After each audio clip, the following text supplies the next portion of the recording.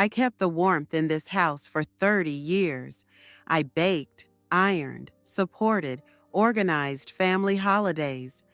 I never asked for much, just to be included, at least in the important moments. But this year, on our anniversary, there was no call, no flowers, not even a short message. They forgot, all of them. And that's when I realized, if they don't need my celebration, then it will be mine alone. How did it all end? Let's just say, now they're the ones begging to hear a single word from me. If this story resonated with your soul, click subscribe and let me know in the comments which city or country you're listening from. I'm truly curious to know where you're tuning in from. My name is Ellen Bradshaw. I was 68 years old, retired from my job as a school librarian in a small town in Vermont.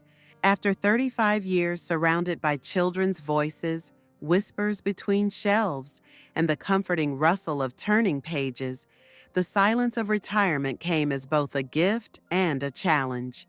My husband, Ted, had passed away 8 years earlier, and since then, I had filled my time with gardening, volunteering at the church library, baking for my grandchildren, and keeping the house exactly as it had always been. I didn't mind being alone. I had grown used to it, but I still held tight to the small rituals that made life feel like it had shape and meaning. That morning, I woke earlier than usual. The light was soft and gray through the curtains, and the wind made the maple branches tap gently against the windows. I put the kettle on and sat for a while in the kitchen, staring at the empty chair across from mine. I had left it untouched, with the same cushion Ted used to lean against. The space across the table never stopped feeling like his. It was our wedding anniversary. 30 years to the day since we had stood in a small wooden church on the hill outside of town. Me in a borrowed dress with lace sleeves, him with a crooked tie and eyes full of wonder. We had almost no money then, but we had danced under string lights and toasted with cheap champagne. The memory still warmed my chest like a soft ember. Each year since his death, I honored that day quietly, without announcement. I didn't expect much, just a moment of reflection, a few flowers on the table, and maybe a call from one of the children who remembered what the date meant. I pulled the lace tablecloth from the drawer in the dining room. It was the one we had used every year on our anniversary, the one with tiny floral stitching along the hem. I had washed it the day before and ironed it just right. Laying it across the table, I smoothed every wrinkle, adjusting the corners until it was perfectly centered. I set 2 place settings, like I always did, one for me and one for the man who still lived in my memory. I took out the family china, the plates with the faint blue pattern around the edge, the silverware passed down from my mother. I lit the tall candle in the center of the table. It wasn't for anyone else. It was for me, for the act of remembering. A kind of conversation with the past, spoken in folded napkins and polished forks. In the kitchen, I mixed the ingredients for Ted's favorite pie, sour cherry with just a pinch of cinnamon. As it baked, the scent filled the house, climbing into every corner like it was waking something asleep. I opened the windows a crack to let in the breeze. Outside, the leaves rustled and danced. It was the kind of day he would have loved, cool, golden light, quiet enough to hear your thoughts. After I set the pie to cool, I checked my phone. There were a few notifications, a news update, a discount from the pharmacy, a weather alert about possible rain, no messages, no missed calls. I refreshed it just in case. Nothing. I told myself it was early. Maybe they were waiting until later to call. Maybe they had something planned. I tried not to expect. Expectations at my age felt like stepping onto thin ice. You learned quickly not to put your full weight on them. Still, I checked the phone again at noon, and again at 1. I scrolled through old photos, pausing on the ones from past anniversaries. Me and Ted at the lake house, laughing over a burnt dinner. The children years ago, holding up handmade cards with glitter hearts. A photo from 5 years ago of the whole family sitting around this very table. I stared at their faces, wondering where the time had gone and why some things felt so far away now. I made myself a cup of tea and sat on the porch. The candle still burned in the dining room, flickering softly behind the window. A squirrel darted across the lawn. The mailbox stood empty at the curb.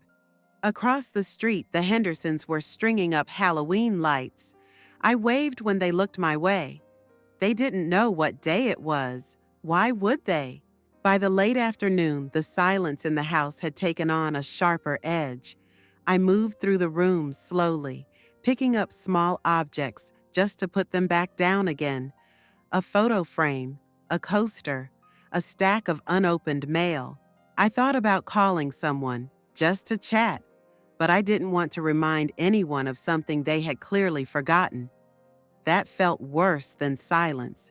I stood in the dining room and looked at the table. The lace cloth was still flawless. The plate sat untouched. The pie had cooled and now waited patiently beneath a glass dome. The chair across from me was still empty. I turned off the candle. The room dimmed slightly. I removed one plate, then the second. I folded the napkins and placed them back in the drawer. I slid the pie into the fridge. There was no anger in me, not really, just a quiet kind of sadness, the kind that didn't need tears or explanations. That night, I ate a small dinner alone, soup from a can and a piece of toast. I didn't light a candle. I didn't sit at the dining table. I ate at the kitchen counter, with the television playing softly in the background. I brushed Teddy behind the ears, gave him a biscuit, and watched him settle onto his blanket in the corner. Before bed, I stood at the window and looked out at the quiet street.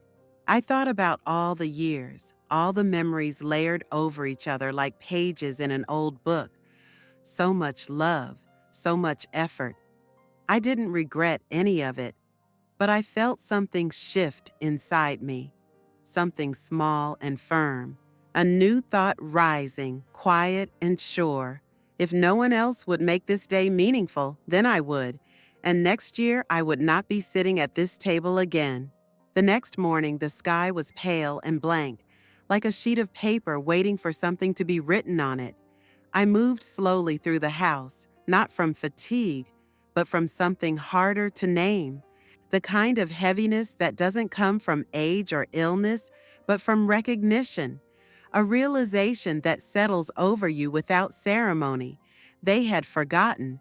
I made my usual cup of tea, even though it tasted like nothing. I watched the steam rise and disappear into the still air. The kitchen light buzzed faintly above me, and I sat in silence, holding the warm mug between my hands as if it could anchor me to something solid. The lace tablecloth was still folded on the dining room chair, waiting to be washed. I had left it there on purpose, as if a part of me wanted to see it again first thing in the morning. Like it might explain what had happened, or remind me it was real. I checked my phone, nothing new.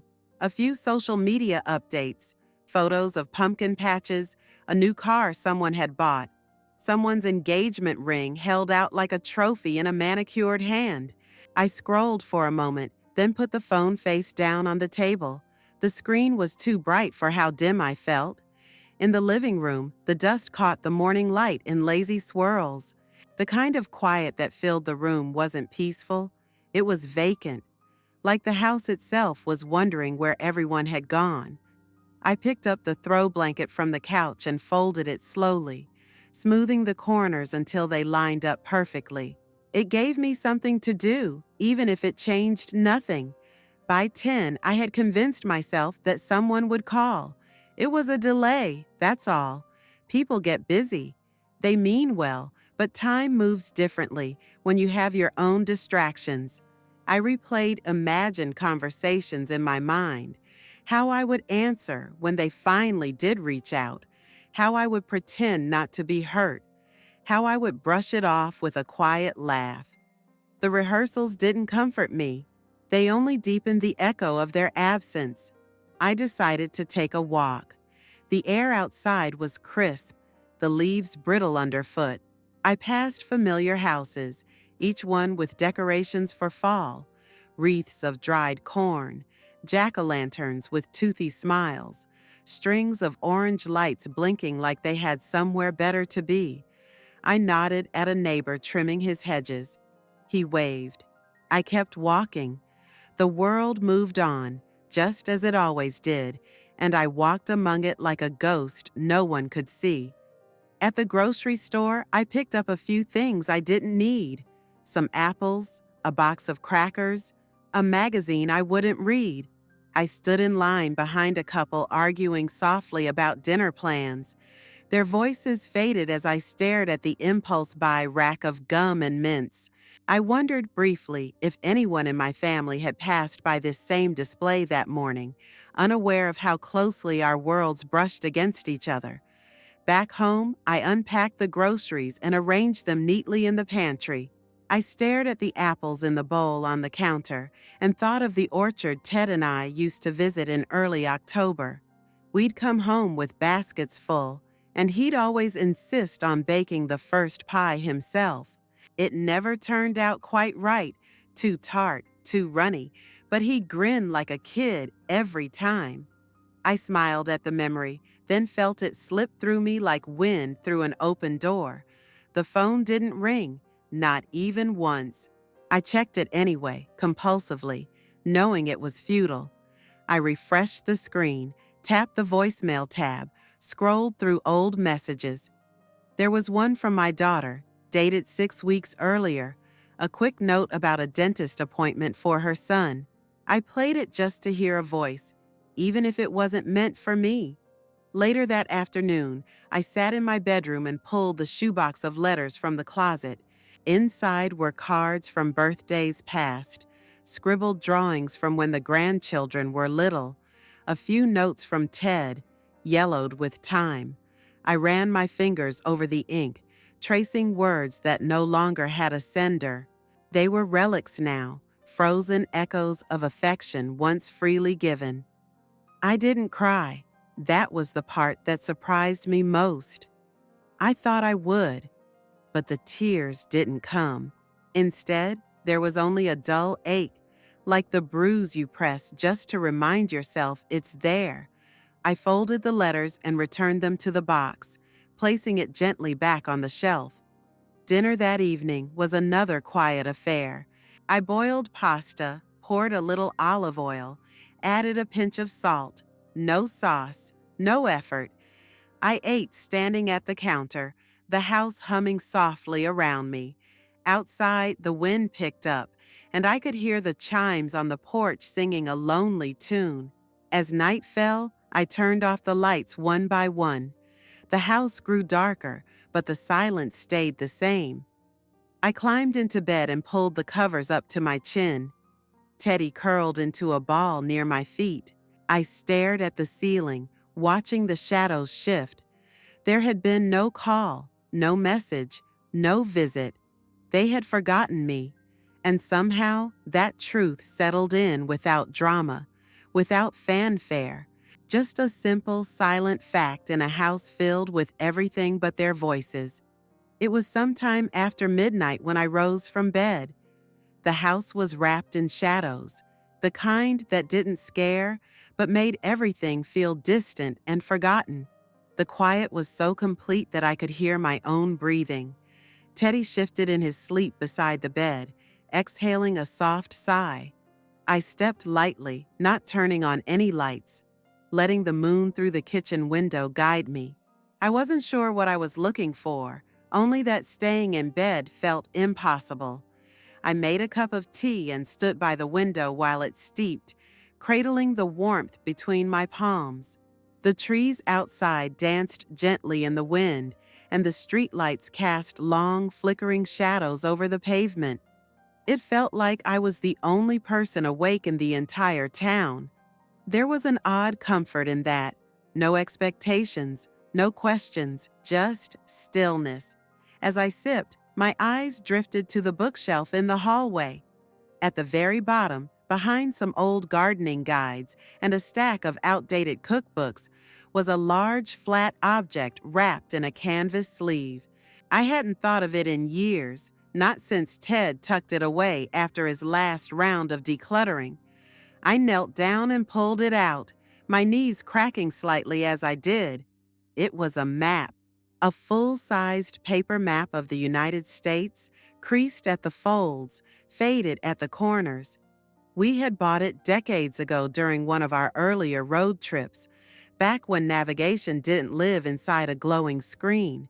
We used to mark it with little red dots and stars, circling the places we'd visited and drawing small hearts near the places we said we'd return to someday. It still smelled faintly of old paper and leather. Nostalgia rose in my chest like a tide. I cleared off the kitchen table and spread the map across it, smoothing it with my hands. My fingers traced familiar routes. The highway we took through Pennsylvania, the detour we made in Tennessee to see a sunflower field, the long, meandering drive through Colorado that left us breathless. There were still faint pencil notes in the margins. Best Pie in Kansas, campground by river, return, tiny diner with jukebox.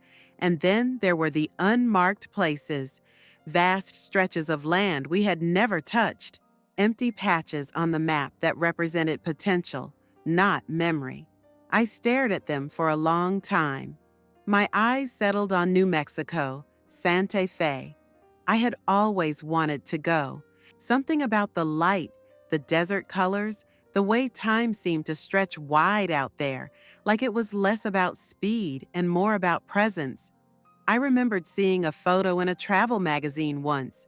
Adobe houses, warm terracotta, cobalt skies. I had torn it out and tucked it in my drawer.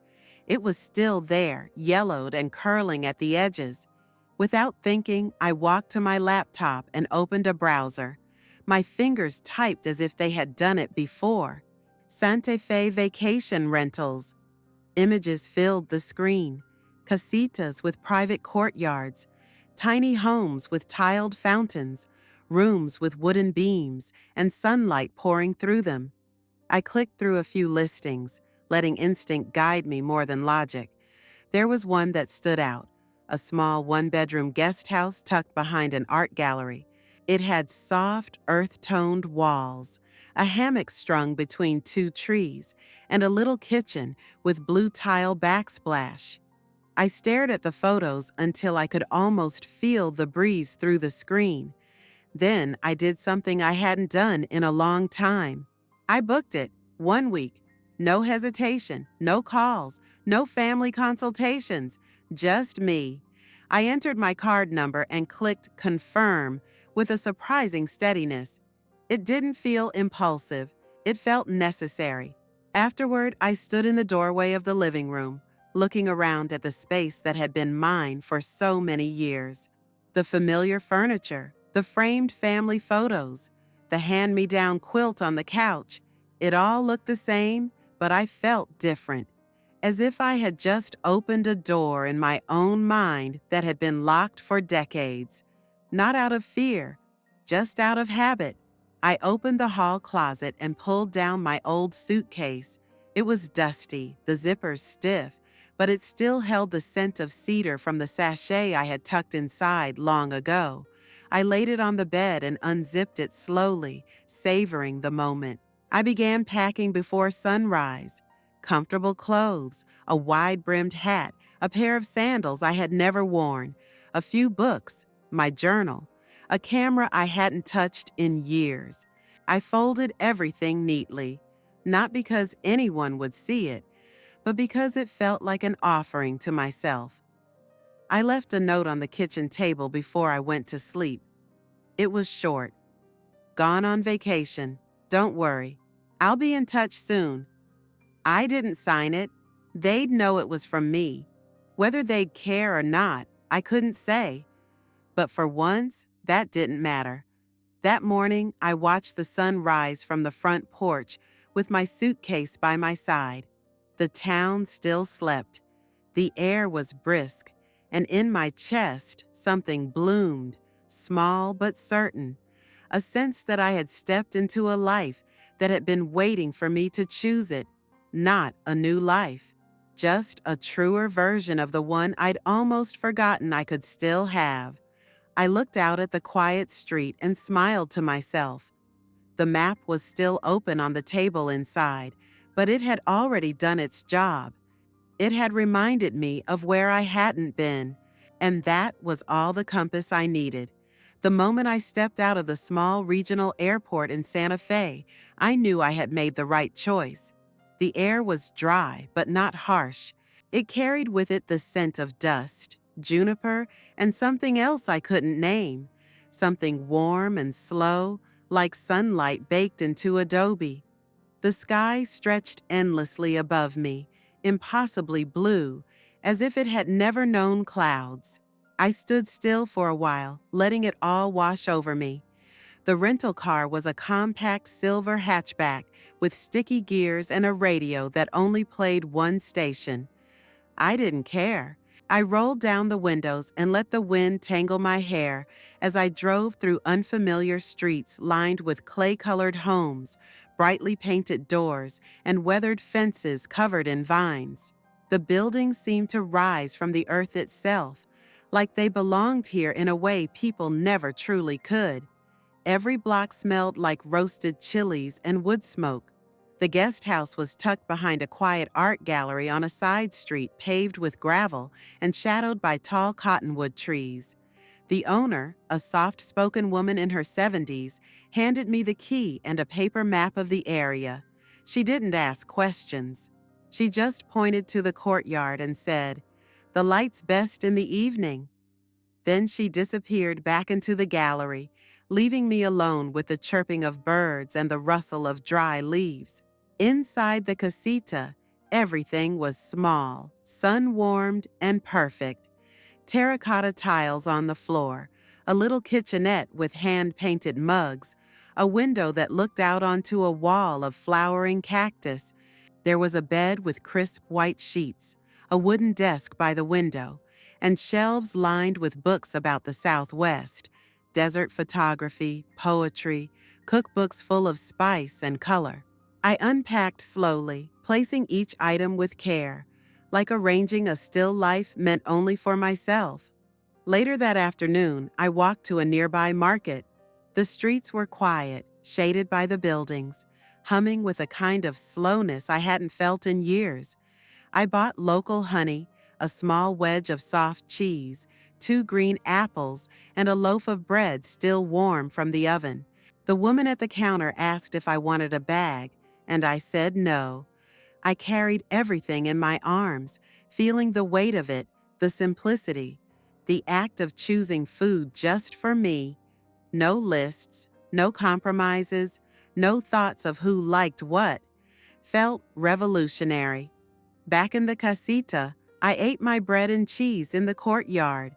The bench was slightly uneven, and the table had a crack running through the middle, but the sunlight poured over everything with the kind of golden patience I had only read about in novels. I took my time. I let each bite linger. Even the air seemed edible, rich with heat and pine and the faint scent of wildflowers. As the sun dipped lower, I explored the narrow streets nearby. I passed small shops selling silver jewelry, woven blankets, and hand-carved wooden figurines. I didn't buy anything. I didn't need to. Just looking felt enough. A man played guitar on the corner of a quiet plaza, his notes drifting upward like smoke. A child laughed somewhere in the distance, and the sound didn't hurt. It didn't remind me of what was missing. It simply was.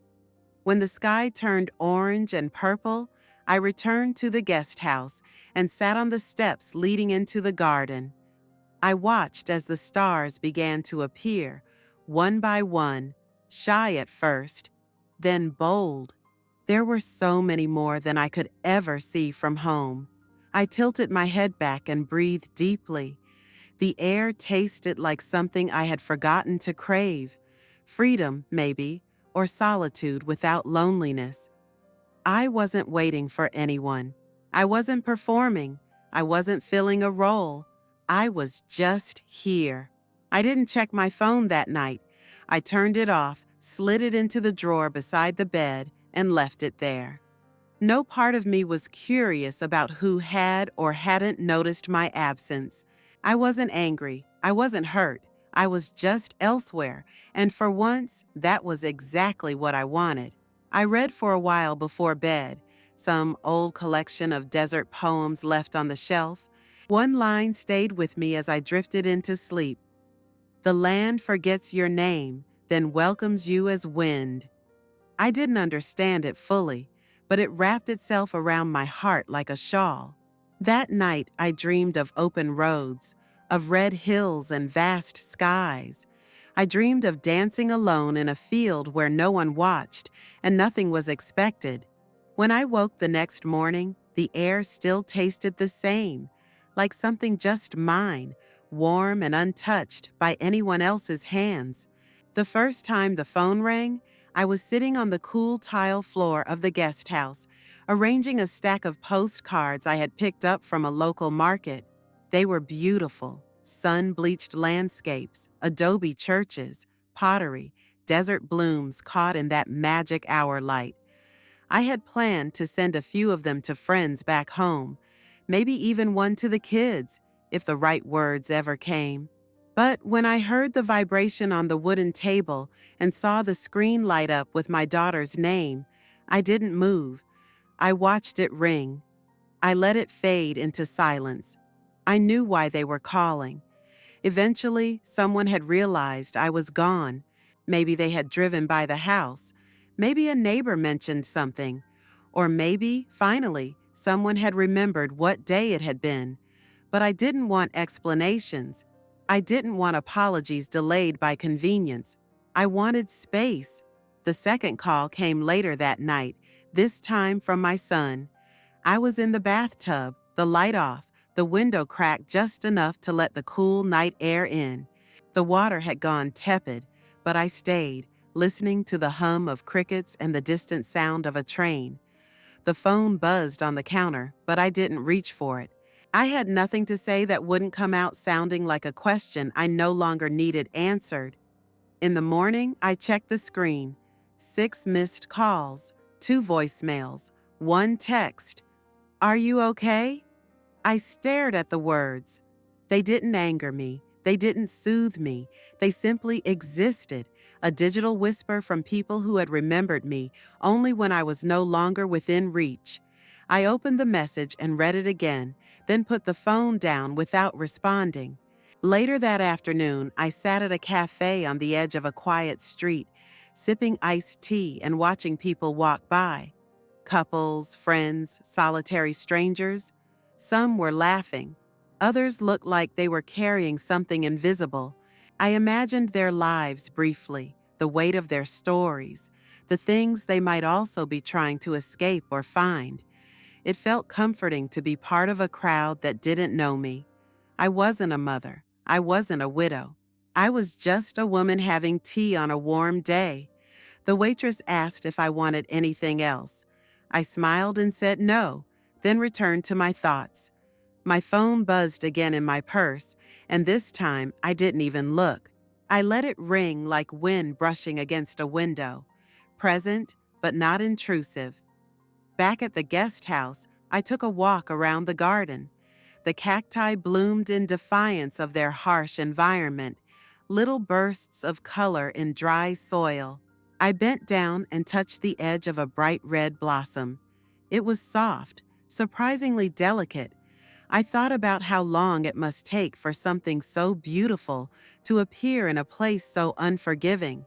I sat in the hammock beneath the cottonwood tree and opened the book I'd been meaning to read for years. The pages were yellowed, the spine cracked. I read for hours, stopping only to watch the light change on the garden walls. At some point, the phone rang again. I didn't flinch. I didn't even glance. The number would still be there later. If not, it wouldn't matter. That night, I cooked dinner for myself, pan-roasted vegetables and soft cheese on fresh bread. I poured a glass of wine and ate slowly at the small wooden table in the courtyard. A candle flickered beside me, casting shadows that danced along the adobe walls. I raised the glass slightly, not in a toast to anyone else, but to the moment, to my own company. Before bed, I turned on the phone and played the first voicemail. My daughter's voice trembled slightly. She said they were worried, that they had come by and found the house empty. She asked where I had gone, why I hadn't said anything. She ended with, "Please, just let us know you're all right." I played the second voicemail, my son this time, shorter, more practical. "Mom, call me, please." No mention of the anniversary, no apology, just the expectation that I would respond. I turned the phone off again. In the silence that followed, I didn't feel guilty. I didn't feel cruel. I felt clear. There was something powerful in withholding the answer they expected, in not rushing to fill their discomfort. I wasn't punishing them. I was protecting something I had only just rediscovered: my autonomy, my rhythm, my right to disappear without asking permission. As I lay in bed, I thought about all the times I had dropped everything to pick up their calls, the late-night rides, the emergency babysitting, the constant emotional labor that went unnoticed, unthanked, assumed. And here, in this quiet desert city, I had no responsibilities, only choices. I didn't know when I would return their calls. Maybe in a few days, maybe not at all. I hadn't decided yet. What I did know was this: the world had not ended in my absence. No one had come searching until the silence had become inconvenient, and that told me everything I needed to know. I left Santa Fe on a morning that smelled like rain, though the sky stayed clear. The road back to the airport wound through stretches of desert and scrub brush, the kind of landscape that looked eternal, like it could outlast everything. As I drove, I didn't listen to music. I wanted to hold on to the silence a little longer, the kind I had only just started to understand. Not the silence of being ignored, but the silence of being alone without apology. The plane was small, the kind where the engines always sounded too loud and the seats were too close. I sat by the window and watched the earth fall away beneath me, shrinking until the vastness of the desert was just a pattern, a memory stitched into the land. I didn't speak to the passenger beside me. I didn't read or sleep. I just let myself sit in the in-between, that strange place where you're not anywhere anymore, not quite gone, not quite home. By the time I pulled into my driveway, the leaves on the maple tree had turned fully. Reds, oranges, and deep yellows painted the yard with a kind of fire. The porch light was on, though I hadn't set a timer. The house looked exactly the same as when I left. That was what struck me the most, that nothing had changed. No sign of disruption, no message left in chalk on the walk, no bouquet waiting in a vase. Just stillness, familiar and indifferent. I unlocked the front door and stepped inside. The air smelled faintly of cedar and old books. Teddy padded out from the hallway, tail wagging slowly, as if unsure whether to greet me or wait for permission. I knelt down and scratched behind his ears. His body pressed against mine with a softness I hadn't realized I missed. I whispered something to him, not words, just a sound, and he stayed close as I moved through the house. Everything was in its place, the calendar still marked with the anniversary date, circled in red ink, the pile of mail stacked neatly on the hall table, a few flyers from the local grocery store, a postcard from a friend in Maine, and a letter from my daughter, sealed in a pale blue envelope resting atop the others. I didn't open it, not yet. In the kitchen, The light through the window fell exactly as it always had, casting lines across the tile like a sundial. I placed my suitcase near the pantry and filled the kettle. As the water boiled, I stood by the window and looked out at the backyard. The garden had overgrown slightly, but the flowers were still standing. A few bright patches of color held on, even through the shift in seasons. I felt something inside me mirror that, a quiet endurance, persistent and bright. I ate dinner alone that evening, a sandwich and a bowl of soup I found in the freezer, reheated and eaten at the small table by the window. No candles, no music, just the soft clink of spoon against ceramic. I didn't mind. The silence no longer pressed in around me. It felt like part of the house now, like the creak of the floorboards or the ticking of the clock. That night, I lit a fire in the living room, not because it was cold, but because I wanted to watch the flames. I sat in the armchair with a blanket over my lap and let the heat wash over me. The letter still sat unopened on the counter. The phone, too, remained silent. I had turned it on briefly earlier, just long enough to clear the notifications. Dozens of messages. I didn't read them. Eventually, I picked up the letter. My daughter's handwriting hadn't changed. It was careful, precise, always slanting slightly to the left. I held it for a moment, then slid my finger under the flap and pulled out the paper inside. It was short. She said she was sorry. She said they should have remembered. She said she hoped I was all right, that I hadn't left because of them, that they missed me. But I had left because of them, not to punish, but to reclaim. And reading her words didn't undo that truth. It just added a layer to it. Acknowledgement, late but genuine. I folded the letter and placed it in the drawer with old birthday cards and recipes written in my mother's hand. It belonged there, part of the history, not the future. The next morning, I woke before the sun. I made coffee and drank it slowly, watching the world outside turn from gray to gold. A bird landed on the railing of the porch, stayed for a few seconds, then disappeared. I didn't feel the ache I used to feel, the quiet hunger for someone to call, someone to knock on the door. I had brought back something from that trip that no one could see but me, a sense of my own company as enough.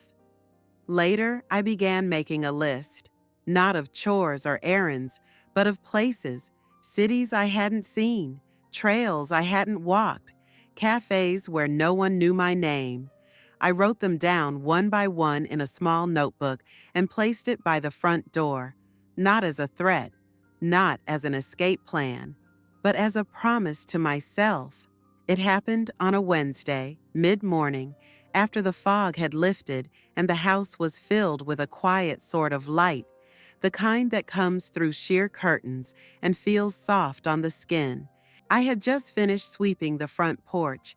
There were dry leaves caught in the corners, little reminders that the seasons had kept moving even while I had paused. The phone rang from the kitchen table. I saw the name before I picked it up. My son. I hadn't spoken to him since before the trip, and for a moment, my thumb hovered over the screen. There had been other calls, other messages, but I had ignored them all. This time, I didn't.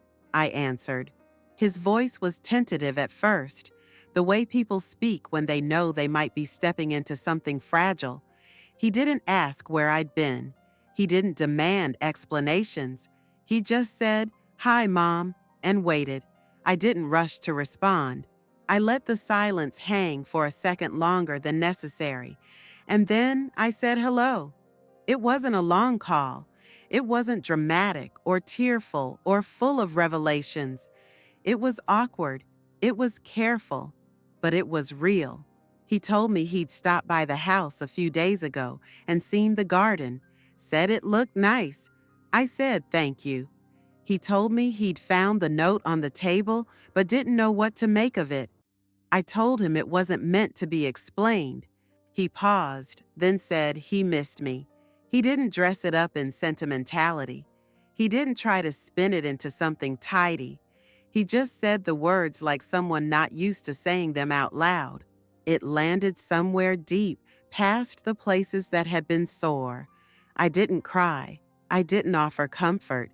I simply received the words and held them quietly. Then he asked the question I knew was coming. Why didn't you tell us you were leaving? I thought about lying, about giving him an easy version, something like, I needed a break, or I wanted some sun. But I had told myself I wouldn't do that anymore. I wouldn't protect them from the truth just because it made them uncomfortable. So I told him. I said that I had waited and no one came, that I had set a table for memories, and everyone else had been too busy to notice the date, that I had spent a day that once meant something surrounded by silence, and it had pushed me to remember something important, that I didn't have to wait for permission to live. He didn't interrupt. He didn't defend himself. He let it settle between us. There was something in his voice after that. Not shame, not guilt, just softness. He said he hadn't realized how far things had slipped. He said he was sorry. And for the first time, I believed that he meant it. He asked if he could come by sometime, maybe bring the kids. I said yes, but not today. I told him I needed time to figure out how to come back to the world they'd left me out of. I didn't say it to hurt him. I said it because it was true. There are things you can forgive instantly, and there are things that need space to be felt before they can be healed. He said he understood. I hoped he did. After we hung up, I sat at the kitchen table for a long time. The sunlight had shifted. The shadows were longer now. The kettle on the stove began to whistle, and I stood to make tea. Everything felt the same, but my chest was lighter. Not fixed, not full, but lighter. I took the tea to the back porch and sat with it, letting the steam rise and warm my face. I thought about the conversation, about how vulnerability isn't always loud. Sometimes it's a quiet voice saying, I missed you. Sometimes it's an answer without defense. I didn't know what would come next. I didn't need to. For now, I had spoken. For now, I had been heard.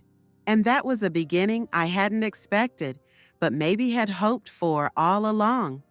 The anniversary came around again, just as I knew it would. It was quiet, the way all days are at first. Just a date on the calendar, waiting to be noticed. The leaves had begun to fall early that year, and the air had the kind of chill that made your joints ache in the morning, but somehow felt comforting too. I didn't need a reminder. My body remembered. My memory remembered. But this year, I didn't wait. I packed my suitcase the night before. I folded my clothes neatly and placed them in the same old suitcase with the worn leather handle and the frayed zipper. It was smaller than what most people use for travel now, but I liked that. I liked how it made me choose carefully. I brought a book of poetry, a worn notebook, a scarf Ted had given me 20 years ago, and a camera that still worked if you tapped it twice before pressing the shutter. This time, I drove. Not far, just a few hours north, into the hills where the trees turned a deeper gold and the roads curled like ribbon through quiet towns. I had rented a cabin near a lake. Nothing fancy, just a small wooden space with a fireplace, a porch swing, and a view of the water that caught the sky in the early morning like glass. I arrived just before sunset. The cabin smelled faintly of pine and smoke, and the floorboards creaked in the most comforting way. I made tea and sat outside with a blanket around my shoulders, watching the sky go from pink to orange to deep, endless blue. A bird called from somewhere in the trees. Somewhere behind me, a branch cracked. The world felt wide, but not empty. In the morning, I woke up with the sun. The lake was still, the kind of stillness that doesn't ask questions. I made breakfast for myself, eggs, toast, a slice of cheese, and a bit of jam I had brought in a jar from home. I set the table for one. I didn't light a candle. I didn't place a second chair. I didn't need to. After breakfast, I went for a walk along the lake's edge. The trees reflected on the water, distorted and beautiful. I picked up leaves as I walked, pressing them between the pages of my notebook. Red, gold, copper. I wrote down what I saw, not because I wanted to remember later, but because writing made me feel like I was honoring the day. At some point, I took out the camera and started capturing little pieces of the morning. A squirrel clutching a pine cone, sunlight through dry grass. The outline of my own shadow stretched long across the path. Each photo felt like a small declaration. I am here, I am present, I am alive. In the afternoon, I found a small diner in the nearest town. I ordered a slice of pie and coffee. The waitress didn't ask if I was meeting anyone. She didn't ask anything at all. She just smiled and brought the food, and I sat there with the pie, the coffee, and the sound of clinking dishes and murmured conversation around me. It felt like being inside a story, the kind where nothing big happens, but everything matters. Later, back at the cabin, I built a fire and sat in front of it with my legs curled beneath me. I read for a while, then closed the book and stared into the flames. I thought about all the years I had spent trying to hold on to a tradition that no longer held me, a tradition that had become a ceremony of disappointment. I realized that what I had done this year, choosing myself, choosing solitude with intention, was not a break from the past. It was a continuation of it, but on my own terms. This would be my new tradition. Every year on the same date, I would go somewhere I had never been. I would carry something of Ted with me, something small like a scarf or a story, and I would live that day fully, not in grief, not in bitterness, but in gratitude for the life I had lived, for the woman I still was, for the peace I had earned through the quiet work of letting go. That night, I stood on the porch and looked up at the stars. They were brighter here than they ever were at home. I could see them clearly, scattered like old memories across the dark. I whispered something to them, not expecting an answer. Then I went inside, blew out the candle, and went to bed with the window cracked open, letting in the sounds of the night. And as I fell asleep, I knew I wouldn't be waiting anymore. I would be walking. I would be driving. I would be going places that no one had chosen for me. And in doing so, I would no longer be forgotten, not by others, but by myself.